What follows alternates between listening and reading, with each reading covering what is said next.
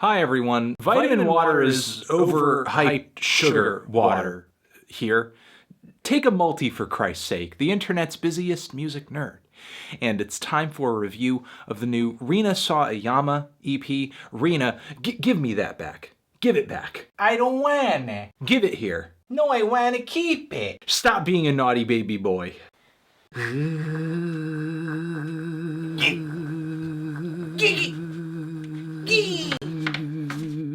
Okay, good to have this back because the Calchuchesta stole my yellow flannel storyline was really honestly, it was going nowhere. It was going nowhere. I'm not a writer.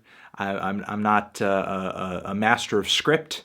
So let's just not even pretend that that's the case. Rina Sawayama is a UK-based pop singer, and this is her big debut EP. She recently linked up with one of my favorite songwriters and producers, Mr. Clarence Clarity, whose album Know Now is one of my favorite records of 2015 and easily one of the most creative, glitchy, and experimental pop records of the decade. And I've been looking forward to his new record, enjoying some of the new material that he's been dropping, but recently I've been seeing he's been working with Rina, and I didn't know who she was before this. He's just like, hey, I'm producing these tracks for this person. Check it out. Okay, I will. And then I go to listen to it and it's like... Because the creative chemistry between these two on this EP was so good. Rina's voice has this fantastic, like late 90s, early 2000s pop R&B flavor to it. It really revives the golden years of artists like Christina Aguilera and Britney Spears. It's totally out of the era of dial-up internet and total request live pop divas. And this material they were coming out with together, they just kind of enhanced one another's talents. Clarence is giving Rina this production that while it is immediate and very catchy and sweet and melodic, it's subtly glitchy and experimental, very intricate and interestingly layered. And then Rina's vocal abilities kind of allow Clarence to indulge in this very straightforward, this very true form of pop music in a way that I don't think he's been able to before. He's not just simply implying pop music with Rina, he's legitimately making fantastic pop music with Rina. Especially on the song Take Me As I Am, a true pop banger and empowerment anthem, where the lyrics detail relationship troubles, having a hard time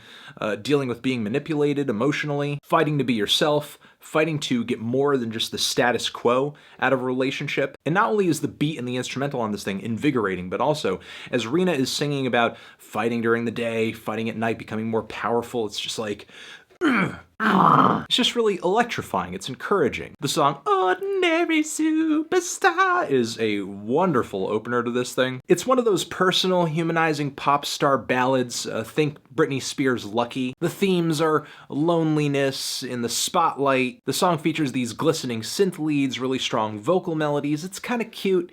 It's kind of cuddleable. There's some light rock guitars kind of pulsating during the hook. A bit of Rina's English accent pops in as she's singing the chorus on this thing, Superstar. It's just a light, sweet song, but then the instrumental and Rina's vocals just kind of add a new depth to it. 10-20-40 has kind of an 80s flair to the instrumental, through the groove, through the gated drums, through the soaring guitar solo, through some of the glistening synth leads. But then the lyrics take a darker tone on here, where she's referencing what seems like opioid addiction, with 10-20-40 being different potencies of like Oxycontin, while the verses on here read like somebody who's making some kind of questionable decisions. And that same musical decade seems to be a reference point on the song 2. You have more roaring guitar chords on the hook, decisive, really bright vocal harmonies, and the lyrics sound like somebody singing about their younger selves when they were more carefree and had less responsibilities. Rina even seems to slip in some melodies that sound like they're coming from the world of J-pop on the song Time Out. I just realized the camera was off the green screen and now I'm pissed off about it. Oh wait, no, I'm not hitting the person. I'm hitting, see, it's a green screen. I'm hitting the green screen. But Japan has actually had a pretty considerable tradition taking the sounds of pop and R&B from America and kind of twisting it into their own sort of style. Artists like Crystal K are kind of a prime example. And then we have an incredible duet with none other than Shamir on this thing, who you might remember from his record Ratchet that came out a little while ago. He actually has a new record out that's worth hearing. And this duet goes over really well. Like, Shamir's vocals on this song are super expressive, amazing guest singer, and when him and Rina's vocals tie together in the second half into this really amazing ascending melody, it's just so powerful. It's really just an orgasmic high, and then the closer, Cyber Stockholm Syndrome, is this fantastic track detailing loneliness and love and romance in the internet age. There have been quite a few songs kind of tackling this topic recently, and I've loved nearly every one because I find it to be an interesting topic, the way that the internet